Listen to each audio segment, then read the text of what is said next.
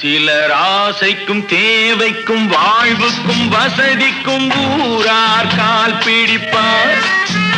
ஒரு மானமில்லை அதில் ஈனமில்லை, அவர் எப்போதும் வால் பிடிப்பார்.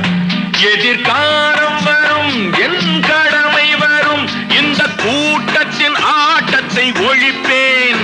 பொது நீதியிலே புது பாதையிலே வரும் நல்லோர் முகத்திலே விழிப்பேன். வரும் நல்லோர் முகத்திலே விழிப்பேன்.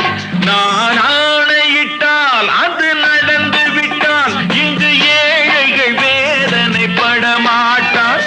உயிர் உள்ளவரை ஒரு துன்பமில்லை, அவர் கண்ணீர் கடலிலே விழமாட்டார். அவர் கண்ணீர் கடலிலே விழமாட்டார்.